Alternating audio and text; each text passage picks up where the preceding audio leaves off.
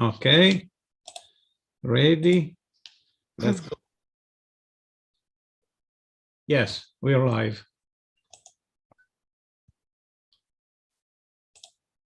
Hello, I warmly welcome you to our 29th webinar by the Academy of Space Renaissance International. My name is Sabine Heinz and I'm the person responsible for our webinar series. And on this 7th of November, I'm really delighted that you have come to join us. Oh, I have to put the loudspeaker. So, our today's special guest is Adriano Ottino.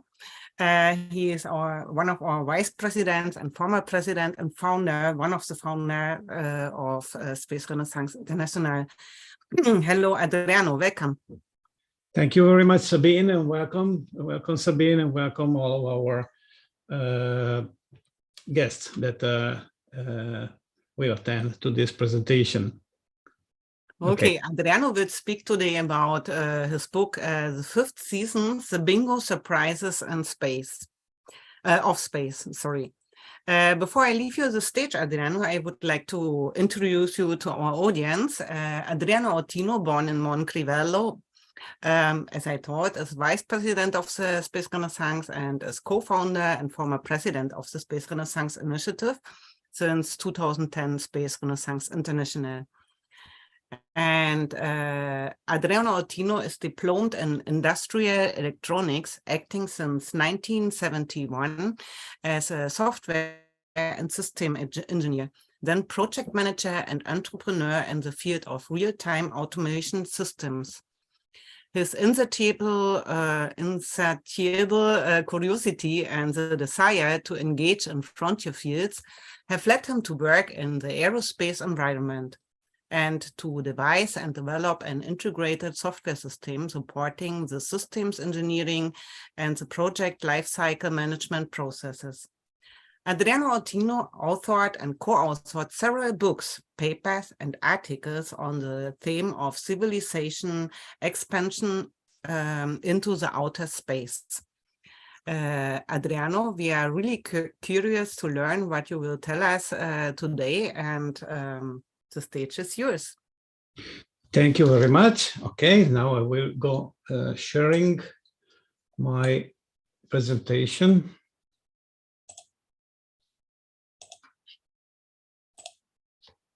Yes. And going full screen. Okay, can you see it? Yes, I can see it, and I think it is also fine. So, yes, the title is the fifth season, The Bingo Surprises of Space, and it is about the good things that can be found in space. Usually, we learn that space is a dangerous and very hard environment, and that's true, but it is also, sorry, oh. Okay, no, yeah. So it is also a place where there are things that are easier than on Earth, and they are more convenient than on Earth, and they are safer than on Earth. So if we are normal civilian citizens, we don't imagine what space really is. If we are scientists, we think that we know it and that everyone knows. If we are media operators, by definition, we do know everything, yet in reality, often very little. Nobody is or shows to be surprised by space. Nobody feels the wonder, only astronauts do, but there are still few people, nobody communicates the wonder of space. So we will try to have a look of about the wonder of space. So the view at the bottom of the well is flat and limited. Of course, this is a metaphor. I mean the gravitational well, but this is a real well, okay. But the view at the top of the well is 3D, 360 degrees, and this thing is going too fast, I don't know why. 360 cubic degrees, okay. And yes, this is the overview effect that was enunciated by Frank White, and it is the first gift of space, the overview effect. Looking at Earth from outside, we realize that Earth is not the planet, yet one celestial body as many others in our solar system and beyond. Earth is a very small grain of sand in a boundless universe, and we are very fragile and precarious until we are confined on Earth. Boundaries are not visible from space. Earth is a unique territory, and humans are one only people. Fighting for the last scarce resources on Earth's surface is crazy nonsense. But looking outside at space, we also understand that our vision of the world can be very much larger than just Earth. In the solar system, there are more space and resources than we need. For many trillions of people, for many centuries and millennia to come, all what we need is to concentrate our efforts to win the Earth gravitational well, and to kick off expanding into a greater world, the internal solar system, just to start. Doing that, we will also learn how to take care of our mother planet. So, an open world overview. Earth is in space. Our mother planet, Earth, the third planet of our solar system. So what is the situation now? The new millennium kicked off under a harsh star. Resources, environment, and health are in danger. Energetic resources are dramatically scarce. The green transition will not be green at all. Resources for new industrial sectors, such as electric cars and electronics in general, are rare. Food resources, cultivable ground, and fresh water are shortening. Global economy is in a deep crisis, lacking of new industrial development lines. Environmental issues threaten our health and survival. There are conflicts. The resources of our mother planet are not enough for emerging countries' industrial development. Backwarded conflicts threaten our daily life. Other conflicts are at the horizon, even worse than the current ones. The culture, there is a decadent cultural vectors that dominate the scene. Industrial decline is generally accepted when not advocated. But, okay, this is the only, let me say, pessimistic slide of this presentation. Now we are going to see what are the interesting and exciting things about going outside, going to space.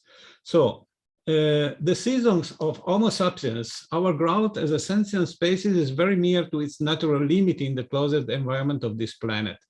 The awareness of the environmental and resources issues is at the same time the measure and the agent of such a process. The season of our history can be summarized as follows: springtime up to Paleolithic and Neolithic transition.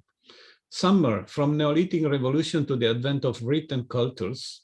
Autumn, harvest of our cultural progresses up to our present days. Winter, decline and end of civilization due to decay of our environment, if we remain closed in our planet. So we have now technologies and know-how enough to consider a space option, and also to understand that this is maybe an extraterrestrial imperative, as Klaus Terike called it. But as an intelligent technologic species, we hold the space technology through at initial stage. So we have an alternative. We can have a fifth season after winter. Such a fifth season can only be out of our birth planet. The fifth season can only take place in the extraterrestrial space. That's why space is not an option, but an imperative. So the awareness of the possible end of civilization is widespread, not so the awareness of the real alternatives. Up to today, extraterrestrial space was addressed for telecommunication, research, Earth observation, research, and exploration. In a confused age of change of paradigm, commercial space is emerging. On the wings of few brave entrepreneurs, chiefly Elon Musk, who decided to develop reusable launch vehicles, downsizing the cost to orbit. Yet, evolution is not granted. Military expenditure keeps on sucking absurdly huge resources. Civilian space development is still not considered a priority.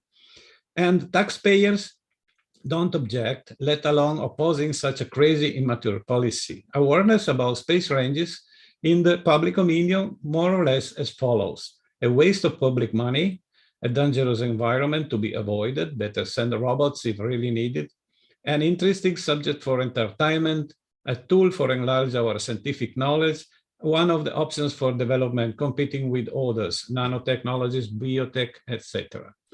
So terrestrial science and astronautics will not be enough if they remain terrestrial. Scientific development is one of the keys for the continuation of our civilization.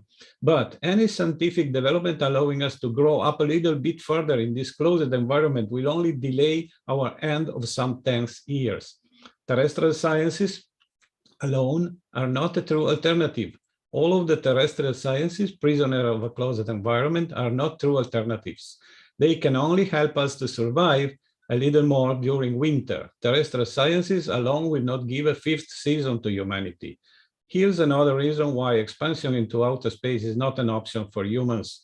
It is an imperative, as Krafft-Erike so far-sightedly pointed out more than 50 years ago. So, the 5th season is in space. Only in the extraterrestrial space humans can escape the physical limits of this planet: gravity, attrition, time constraints, season cycles, resources finiteness, territory constraints, environment constraints. Settling out of the terrestrial atmosphere and gravitational well, we will achieve a very greater degree of freedom. The development of a trans-terrestrial civilian environment is the first milestone on the road to achieving mature, self-sufficient communities capable of cutting the umbilical cord with Mother Earth. To be noted here, the concept of trans-terrestrialism is due to Dr. Marie-Louise Heuser, professor of space philosophy and the head of our Academy Philosophy Laboratory. As I said, the first gift was the overview effect. The second gift of space is low-cost transportation. This is what happened several years ago in 96, 97, when a satellite, oh my God, a satellite targeted to GEO was failed to an elliptical orbit, useless for its mission. The fuel of the small asset correction engine was not enough to correct the course to the right orbit. But the Hughes engineers didn't give up. They used the little fuel for a gravity assist behind the moon. Asiat 3 was so redirected to be to the right Earth orbit. So let's think about what this episode does it mean. The fuel that is on board of all satellites for the asset correction is a very limited quantity of fuel. So how could be possible to use this limited amount of fuel to go around the moon and come back? All depends from the time. Of course, this maneuver was possible. It took about 6 months to be completed. So the point is that if we have a slow transportation to be done, let's think about cargo or something that can take months to go, the transportation in space is very, very cheap.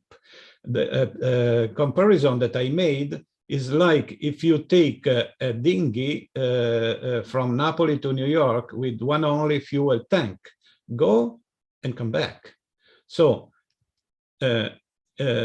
we understand the route that is between Napoli and New York are about 8,000 kilometers, and compare the cost with the 60 horses engine at 33 kilometers per hour, that is 18 knots,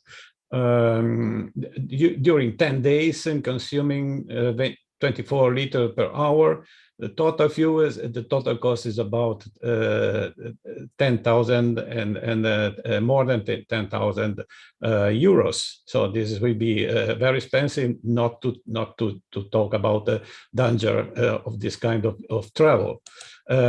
However, the gift of zero gravity and zero attrition is because in absence of gravity and absence of attrition, we could the movement is very easy, and when it starts, possibly it never ends, because without further thrust, because there is no gravity and no attrition. On the moon, for instance, we could use moon gravity as accelerator, and on the Earth's gravity bottom in our atmosphere, each kilogram per kilometer costs a lot of money in fuel and wear of the machines. Gerard O'Neill in the 70s said that UN's transport system spends 25% of total energy budget to win gravity and attrition, wasting 2.5 oil tons per citizen. The global planetary consumption of energy for transportation is coherent, 25% of the total energy consumption. Out of the gravitational well, such cost will be enormously reduced. Transport entrepreneurs will love the convenience of the space transportation. The story of AsiaSat-3 is quite instructive. The sustainability of space development is manifold greater than earthling development.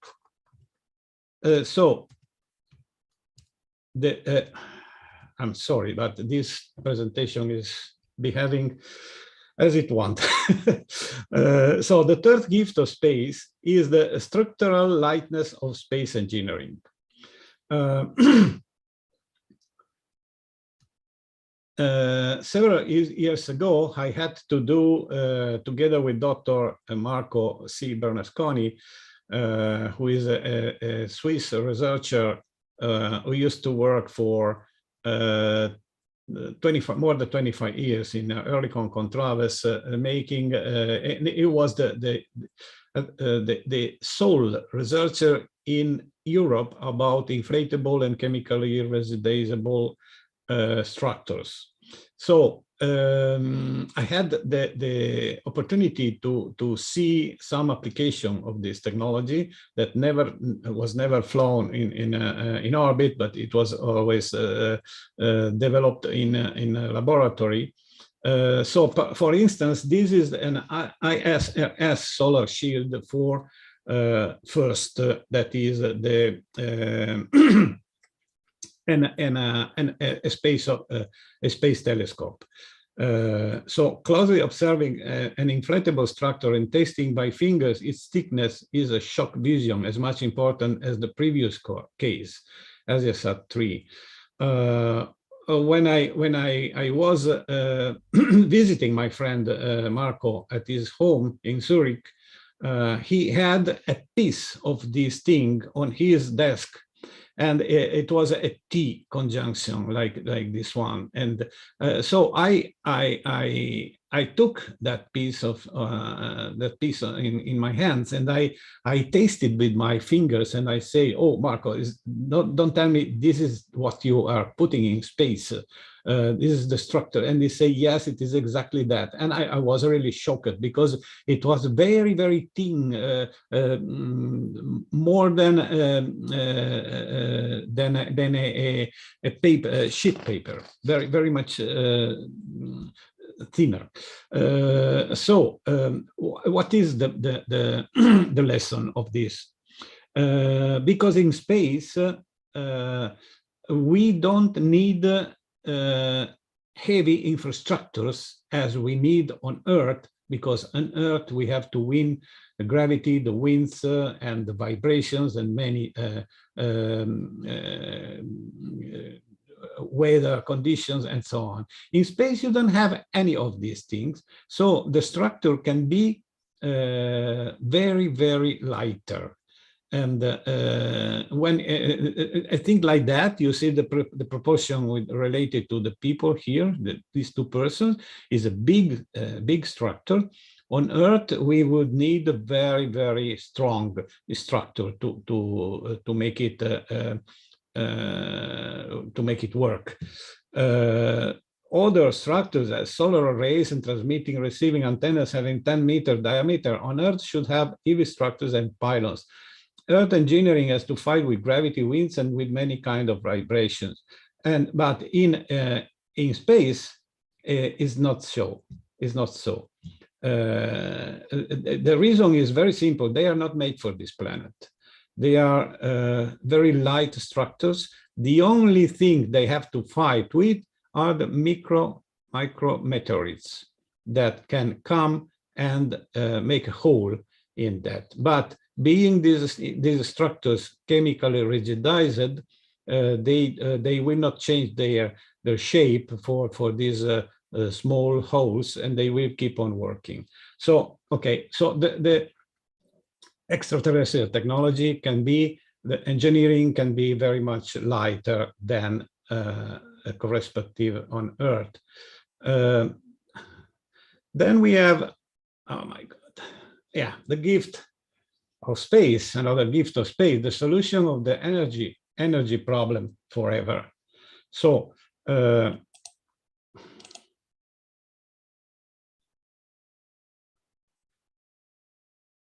okay, so this is still on the engineering, and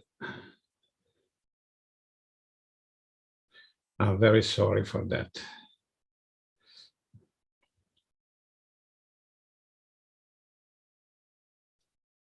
Yeah, Gerald O'Neill said on energy, a football field size reflector is 0G as the mass of a car. In order to produce the same amount of energy, an earthling power plant should burn 1 million oil barrels for 30 years. The space reflector will produce the same energy at zero cost until when the sun will shine. As to maintenance and wear and tear, a space industrial plant at zero gravity will cost a small fraction of its earthling sister. In fact, though turbines, generators, and machineries will have 1,000 tons masses, they will weigh zero in absence of gravity. So they will work with bearings or in air without attrition, having so a practically endless operative life. The maintenance operation will be very easy in absence of gravity. This thing, of course, thinking about mechanical devices in space, but of course this study was made in the 70s. We can think now that with the advancement of the electronics, very less mechanical devices would be needed to generate energy in space. Therefore, it will be even more convenient. O'Neill says the space industry can be built in volume rather than on plane surfaces. Thus, all the user machines will be very closer to the central power plant, and the distribution structures will be very shorter. So this is a picture made by Gerald O'Neill on his book, The High Frontier: Human Colonies in Space, about solar panels. And this is a diagram of how the light coming from the sun can be captured by mirrors and redirected inside an habitat in space. Okay, a rotating infrastructure. So the space versus terrestrial solar power, the sun boundless energy at nearly zero cost is waiting there for us just outside our cosmic home. A panel in orbit is always oriented to the sun, a space sunflower concept, and receives, except at eclipse, 400 watt per square meter, 24 hours a day, 5 days a year. The yield is incomparably higher versus earthling photovoltaic, where we have nighttime, bad weather, different insolation areas, etc. We can deploy very large surface panels in space, and while on Earth we should cover the ground by black panels for very large extensions, conflict with use the ground for agriculture or even just for reforestation. Space-based solar power will feed geolunar industrial settlements and large habitats, and as BSP will move the most part of the thermal burden out of planet Earth atmosphere. So this is an artistic representation of a possible solar space solar plant. Then, okay. Synergies during the first stages of civilian space development. This is by a concept by Patrick Collins. Very profitable synergies are possible between space solar power plants and passenger and space transportation. The development of the space tourism market will contribute to lower the Earth to orbit cost. At the low Earth to orbit cost will lower the cost of realization of space power plants, at least in the first phase. Later, the main material for space power plants will be produced at lower cost using moon or asteroid raw materials. Supplying energy from space to space clients, hotels, and orbiting industrial settlement will lower the cost of such facilities, and this will further enlarge the market. The more we will increase our activities outside of the gravitational well, the more the space economy will take off. And we will also achieve the capability of exploiting the gravitational well after having invested to escape it. So, the fifth gift of space is the asteroid, the so-called asteroid belt cornucopia. Between Mars and Jupiter orbits, the asteroid belt is a nearly endless reserve of raw materials. The total mass of the belt may total about 3% of the moon's mass. Asteroids are composed by the following materials: 75% by carbonaceous substances, the C-type. Then the S-type is 15% by silicates, and 10% of the whole asteroid is made by metals, M-type, mostly iron, nickel, some by precious metals, gold and platinum. Many asteroids, namely in the external part of the belt, are icy, thus they can be better called cometoids. O'Neill calculated that if we dug it down to 800 meters, the whole Earth's surface, and removed the 10% of the total volume of the spherical layer, we had got only the 1% of the materials contained in the three bigger asteroids. Let's think that asteroids are some millions, therefore that is an immense repository of materials. Asteroids represent all what we need in order to build habitats, the organics and machinery needed to sustain life and artificial ecosystems, and industrial plants for economic activities. Now, this is a nice picture made by Walt Disney in the 60s about sending Donald Duck to explore the asteroids to see, to recover the gold that was in that. And so Donald Duck observed that they are just cinders and rocks, and I hop out and check the gravity, and he understands that they are not even glued together. They are just agglomerates of materials. So very easy to be mined, very easy to be taken and processed. And okay, these pictures were shown by Professor Vincenzo Zappalà in his lecture in 2008 in Bergirate at a convention that we made when Space on Essence started to exist in 2008. The asteroid economy versus Moon and Mars. Apart from planetoids, Ceres, Vesta, Pallas, and Hygeia, asteroids cannot be considered solid compact bodies. They are more agglomerations of material, big and small rocks, kept together by small gravitational field. Having very low gravity, they didn't compress their materials, as it happened in big planets and moons. The asteroid raw materials are almost pure. They don't require complex processes like they require on Earth, Moon, and Mars. O'Neill wrote, while mining Earth requires hard drilling, asteroids are a very high number of small objects, very, very easy to mine. Many near-Earth asteroids have a low delta V versus Earth, therefore they are rather easy to be reached and mined. Asteroids represent an excellent synergistic asset to support the development of a geolunar and Martian economy. So this is a comparison of the delta V Earth's surface to Leo, delta V, is 8 kilometers per second. From Leo, that low Earth orbit, to a near-Earth asteroid is less than 5.5 kilometers per second. And from Leo to the moon surface is 6.3, and from Leo to moon of Mars is 8 kilometers per second to moons of Mars. So from Leo to near Earth asteroid is the lowest of these values.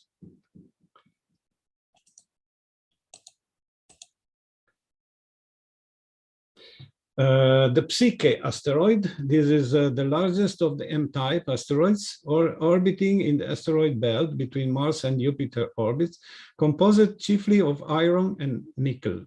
It will never hit Earth, and the estimated worth is 10 quintillions of dollars. A quintillion is impossible to be, such a big number. Many millions of trillions. It can provide big resources for space infrastructures building.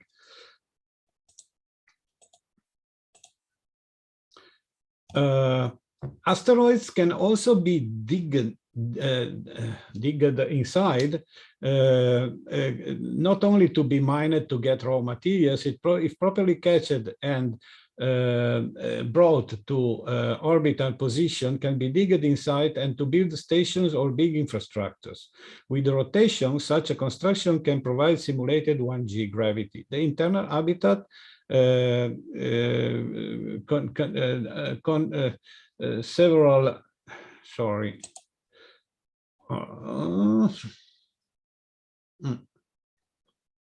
Okay, I'm going too fast in orbit. To protect, can have a benefit of several meters of wall to protect life from any cosmic radiation. So the sixth gift of space is all the light we are able to enjoy and more. I made a composition here, putting together Christian Avasarala from the Expanse in a picture by Einar Larsen, a space artist from Norway.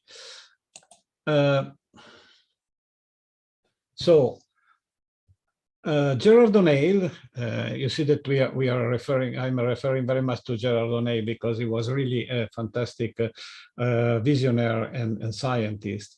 So O'Neill conceptualized huge orbiting space colonies at Earth-Moon Lagrange points, even thinking initially to smaller structures like hotels and ISS-sized industrial plants.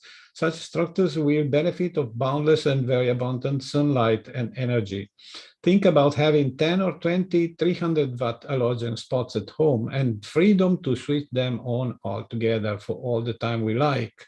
What a warm and beautiful atmosphere when it's on. Every metal surface is shining and golden details sustain our positive thinking very much. We can play with light, creating different environments, using powerful lights and different colors, getting artistic effects.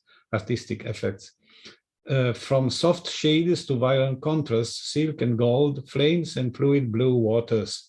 We are on a space habitat where the sunlight comes directly to us from panels by thousands of optical fibers, or under the form of electric power powering our lamps.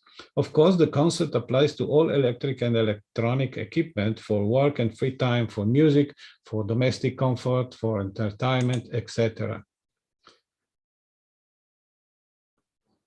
So, the seventh gift of space, the needed second green revolution. Boundless availability of sunlight, power and heat, boundless energy and absence of gravity, complete absence of parasites. The result will surely be greater than the result of the earthling green revolution brought by pesticides. Production increases sevenfold in the 1970s, mentioned by Gunther Pauli in his theory of zero waste. Without using pesticides or dangerous products, the main factors of the 70s Green Revolution, Pauli advocates a second Green Revolution on Earth by re-engineering the food production processes, implementing optimized synergies to fully eliminate wastes. Earthling closed hydroponic cultivation could be part of this. Maybe that could succeed improving the earthling sustainability, but how long time? 10, 50 years? Then any earthling revolution shall bend again to an agrowed future. Not so the space green revolution. But just to think about what it is possible to do, a closed hydroponic cultivation means a fully protected environment with zero parasites, zero illnesses, zero damage, increased crop yield, fruits number and characteristics, higher number of fruits, bigger volume and weight, zero waste, input resources demand, lower energy demand, lower water demand, water use higher efficiency, less need of water, lower fertilizers and nutrients demands. So this is something, this picture is taken from the website of the Ferrari Farm, an Italian company that is studying hydroponic and closed systems agriculture for space and for Earth. This is a case of potatoes cultivated in an hydroponic cultivation. Higher crop, water productivity, higher number of fruits, better stomatal conductance, better transpiration rate, better leaf temperature. The great advantage of the modern hydroponic system is water saving and increasing the productivity per unit area. So the true next green revolution will be in space. Space provides unlimited space for cultivation, unlimited solar power, unlimited basic raw materials. Different gravity levels can sustain even higher crops and crop water yields. But we have another gift, the personal wellness. Most of us earthlings don't benefit enough of the sunlight and energy. Standing up in the morning, the mirror gives us back the result. Our skin is pale and our flesh is out of tune. But it's enough to stay a few days, maybe 2 or 3 weeks in holiday at seaside or mountains, and we see a kind of miracle. The mirror begins to be much kinder, showing us the face we had years before. The miracle is due to sunlight, rest, having fun, eating well, physical activities, swimming, walking, etc. After a few days of holidays, our mood is high, we feel very optimistic about the solution of our problems, life is smiling to ourselves, and all the relation with our relatives, partner, and friends improve accordingly. So who is used to take note about the changes of feelings and moods can't avoid asking himself, why cannot I live the whole year like these few days? On space habitats, the sunlight is continuously 100% available, without interruptions nor reductions, with its full healthy power. We just need engineering solutions to stop the sun and cosmic radiations. The space habitats will allow us to rest, to have fun, and live in beautiful surrounds. For instance, to sleep in zero gravity, easy to do in the central hub of a simulated gravity hub, is the best way to rest ever experimented, as reported by many astronauts. Culture, arts, fun, and sport activities will be very much enhanced with zero and low gravity sports and arts. Flying in the air, diving in zero gravity pools, different games using one or more balls, races, and so on. Zero and low gravity also offer to musicians and theater artists an incomparable environment for experimentation and research. So these are some pictures about athletics on the moon. This is a stadium where it is possible to fly with proper wings to play basket in a very acrobatic way and to jump very high and so on. And these are some pictures made from Japanese designers several years ago and communicated by Patrick Collins about possibility to have flying ballets and artistical theater representation and so on. This is a picture from The Fifth Element, a movie by Luc Besson about a lyrical opera in space. And this is a picture made by an artificial intelligence, but I hacked it a little bit, inserting this this view of an habitat, internal of an habitat.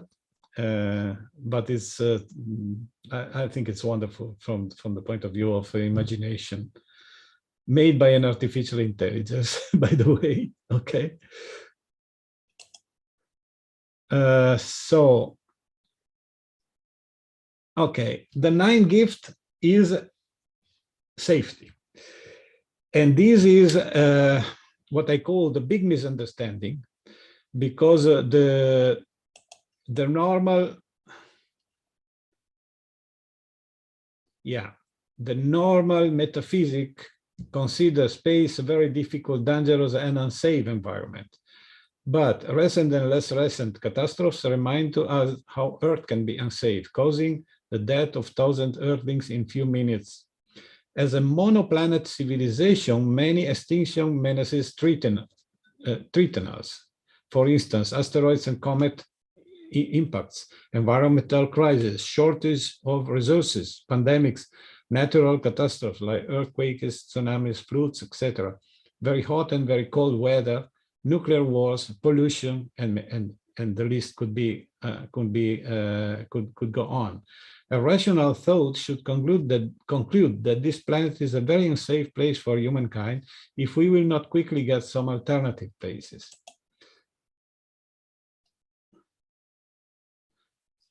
The concept is the concept of a second source. When buying computer systems, many people check attentively the existence of a second source in order to be reasonably sure to have maintenance and spare parts for a good number of years.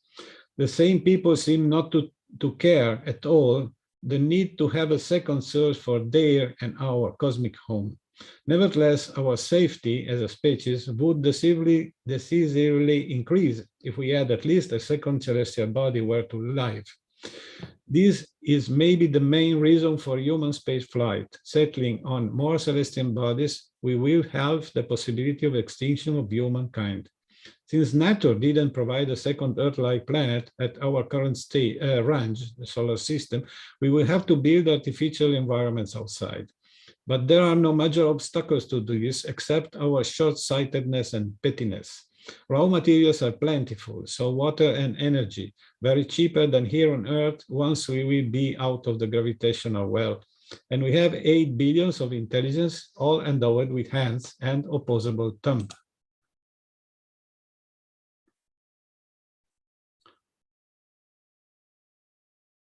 Okay, sooner or later. Okay, life-ending events. Several asteroids and comets struck our planet during its life of 4 billion years. SpaceGuard UK say there are more than 150 ring-like structures on the Earth identified as defined impact craters. Relative probabilities of Earthling citizens to die from a variety of causes shows that 1 on 20,000 possibility to die on an aircraft accident, 1 on 25,000 possibility to die for killer asteroids, and 1 on 30,000 possibility to die for a flood. So killer asteroid is in the middle of this classification, not that remote possibility. If we stay in space, we are in a better position to defend ourselves from cosmic impacts. Some first tests were recently made to divert a possible incoming object. When the geolunar space region will be properly managed and masterized, our capability to protect civilization from cosmic impacts, both on Earth's surface and space infrastructures, will be manifold enhanced. In extreme emergency, a space house can simply move if something is pointing to hit it. This is a primary, very efficient way of defense that our species experimented since the dawn of our history, the escape. So, expanding into space will make all Earthlings wealthy. Global crisis delivered to history, a fully inclusive society, end of wars, and all the Maslow needs satisfied for everybody.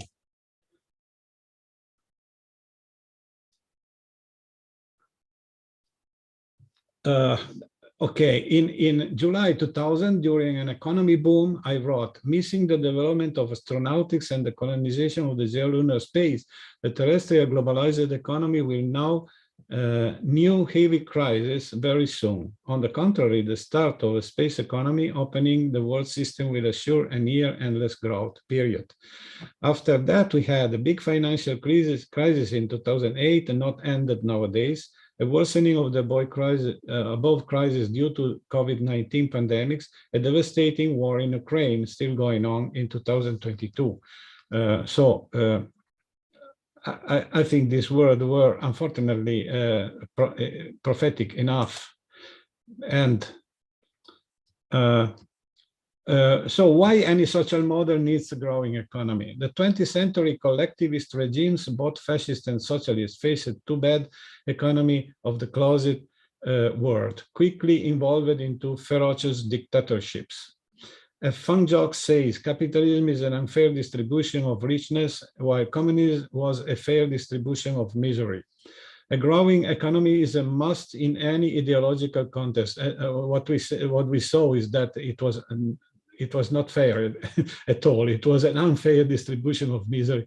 A growing economy is a must in any ideological context. If the pie is growing up, there is a possibility, though not automatic, that an utopian society can realize where everybody have the possibility to become rich without pillaging other people. If the pie is steady or worse decreasing, everyone will be afraid not to can feed their children. Social fear is the mother of all conflicts, wars, and barbarianism. So, okay.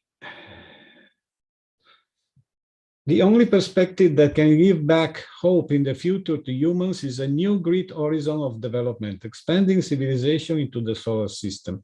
And advancement, however slight, in any branch of human activity is caused by two powerful and unstoppable motivations: the intention to improve the individual's chances of survival, the lowest level on Maslow's scale of needs, and the desire to help improve the condition of existence and pursuit of happiness of communities and the species as a whole, the highest levels on Maslow's scale. Ultimately, the mixture of selfishness, compassion, and protagonism which characterizes, for better or worse, our species and defines us as human beings. So this is an extended Maslow's chart of hierarchic needs and utopias.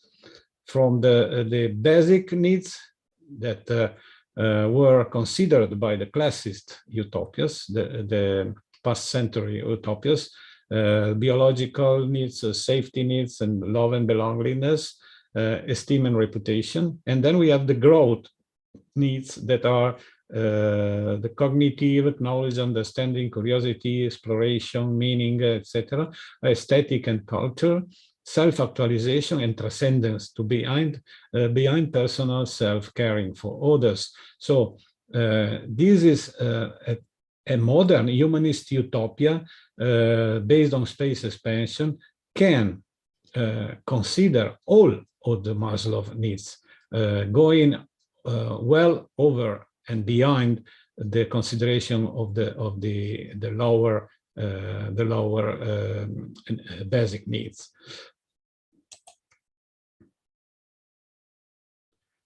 So a humanist utopia, I call it utopia, not a utopia, because utopia means a place that doesn't exist. Utopia, it means a very good place that can exist. For our century, a space-age humanist utopia must include the complete satisfaction of all needs outlined in Maslow's pyramid. Everyone must have the opportunity to become wealthy without involving ever again theft, murder, exploitation, coercion, suppression of the rights of others.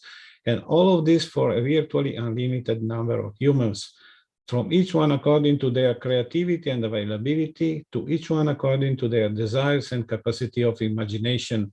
Or man does not live by bread alone, and the superfluous is indispensable. The 11th gift of space is the new space economy, 100% sustainable perspective.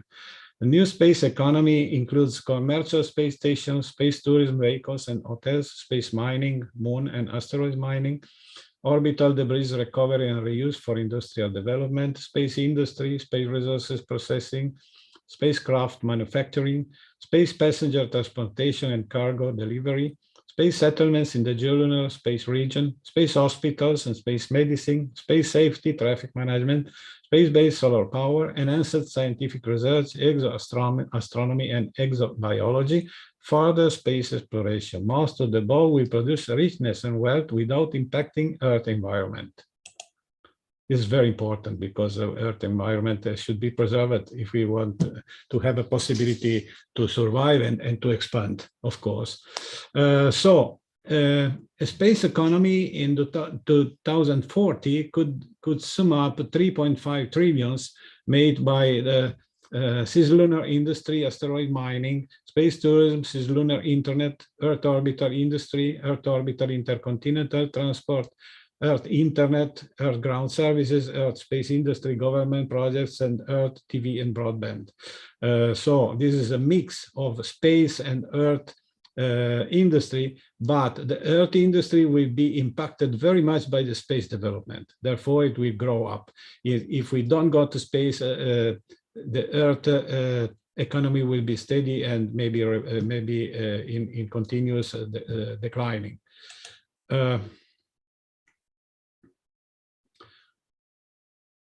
Okay, the 12th gift of space is the moon, a giant test facility. Moon is the best place for big telescopes and scientific laboratories. Moon is a unique environment at few hours navigation from Earth, which combines low gravity, absence of atmosphere, and the solid ground under feet. We can build underground habitats protected against space-hard radiation and to experiment protection technologies against radiation. Most of what it cannot be tested on Earth due to the high cost of vacuum and low gravity simulation on the moon can be easy and cheaply tested. Even half an hour of a good artificial vacuum is very expensive. To simulate a 6-month mission is fully unsustainable. On the moon, vacuum is fully free of charge with solid ground under feet. Low gravity can be used for many purposes, and zero gravity in moon orbit is incomparably easier to reach from the moon ground than from the Earth's surface. Okay, the 13th gift of space, an happy event. Earth is not sick, she is pregnant. She is going to give birth to a baby solar civilization, if we will not be that stupid to prevent this happy event.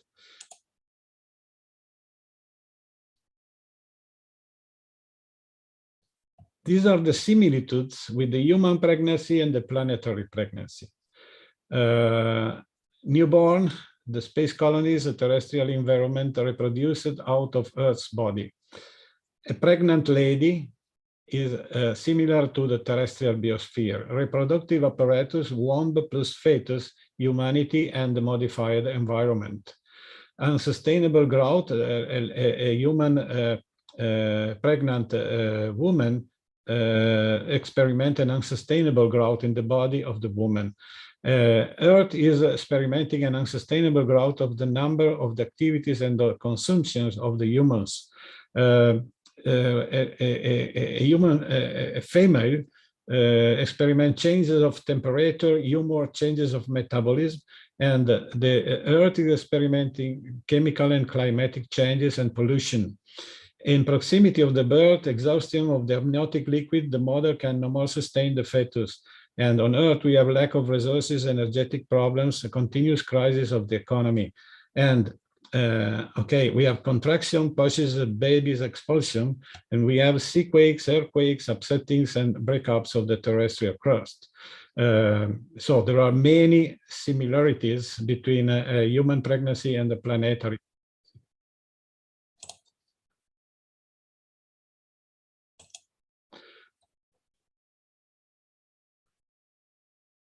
So, okay, we're going to the last slide. Planetary statistic. But let's go to Alexander Schmidt. He's their top giant slalom racer from last season. Space does not have only gifts for humans, but also for the environment of our mother planet. There are no chances for us to recover the ecological system of Earth by remaining confined on Earth's face. Our only hope to complete this task, or at least to try helping such a process, is to become a multiplanetary civilization. We will develop the needed experience of artificial ecosystems on both orbital platforms and on planetary settlements. We will understand how the organic system works, reproducing organic Earth-like systems in small dimensions, starting from scratch and adding one by one the Earth conditions, artificial gravity, then air, then chemical components, then understanding how the natural system works with quantity and large networking.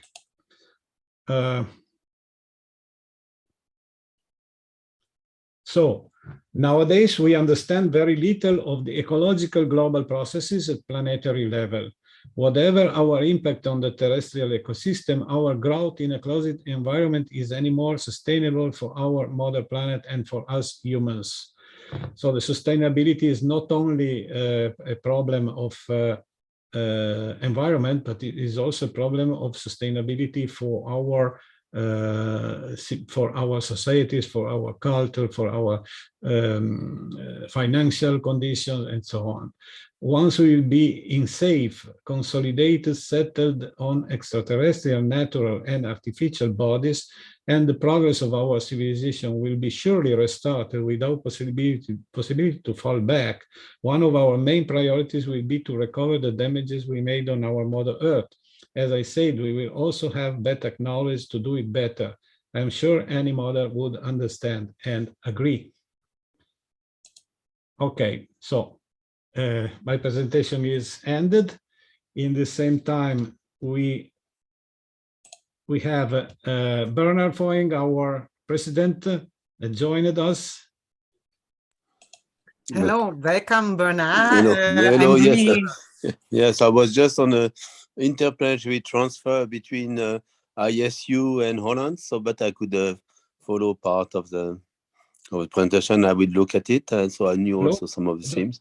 So thanks. So this perspective of Mother Earth, and okay, what is our destiny? So also serving not only humans but also our Mother Earth or Gaia, or and yes, looking how we harvest life and the value of life, the value of Renaissance beyond Earth. Yes, so we have to do it now. Huh? So we have to work on it. Thank you very much, Adriano and Sabine, for this. Thank you, Bernard. Thank you, Bernard. Thank you, Adriano, for this interesting lecture. I would like to welcome people from Amsterdam. We have listeners from Norway. Ena is here. We have Joe Pelton. We have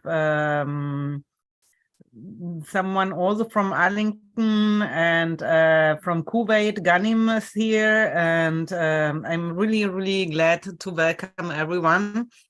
I'm looking if there are some questions in the chat. Ena is saying Donald Duck was smarter than us.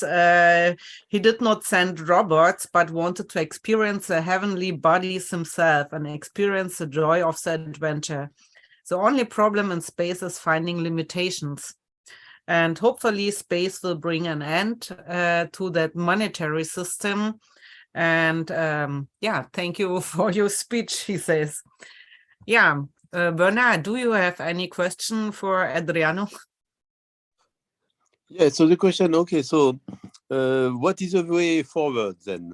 Okay, so these are the thoughts, making us aware of, some of our responsibility towards moving beyond. So in practice, what do we have to do? Oh, very simple question that needs a simple answer. Okay, I will try to keep it simple. What we have to do, in my opinion, is, okay, we also discussed this in our last World Congress of Space Renaissance in 2021, and we keep on discussing and promoting at the IAF, etc., is to start the civilian space development before 2030, because if we don't do that before 2030, it could be too late. We could miss the launch window, so to call it, because if you think that we are now 8 billion people and we have a lot of problems due to our big number in a closed system,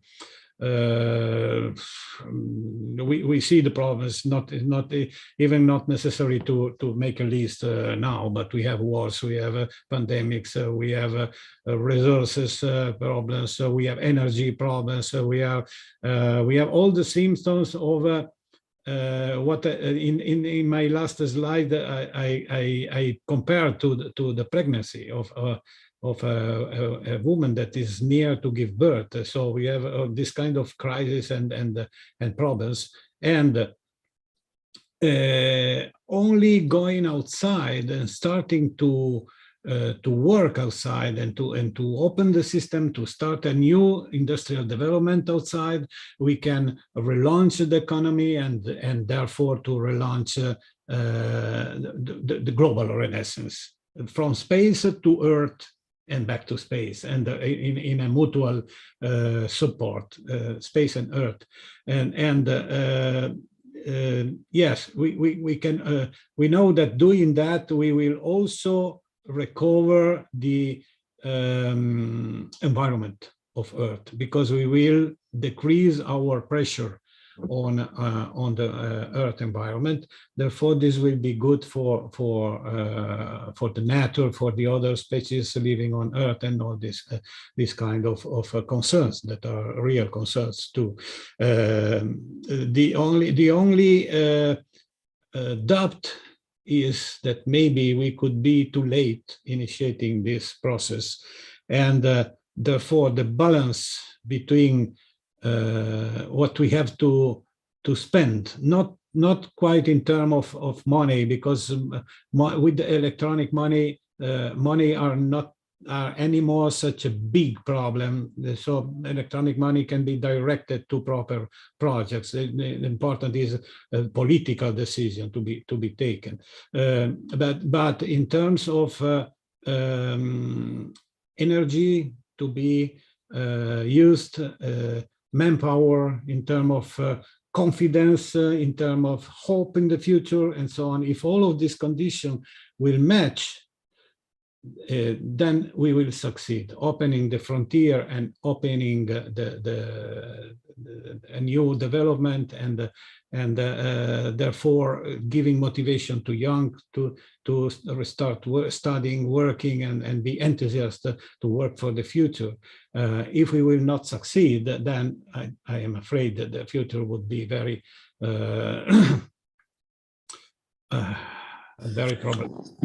On the other hand, in terms of tactics, I mean, you propose this 18 sustainable development goal, but yes, if we present it as too distinct from the other one, people don't feel that there is urgency to deal with it. So I would think it's important, maybe this 18 goal is something towards the midterm, but in the short term, we have to inject as much space in all the other 17 goals and show that everybody that is willing to address the 17 goals also can learn how to prepare themselves for a space civilization. So I think we have also to be very careful not to be too detached from what is happening on Earth.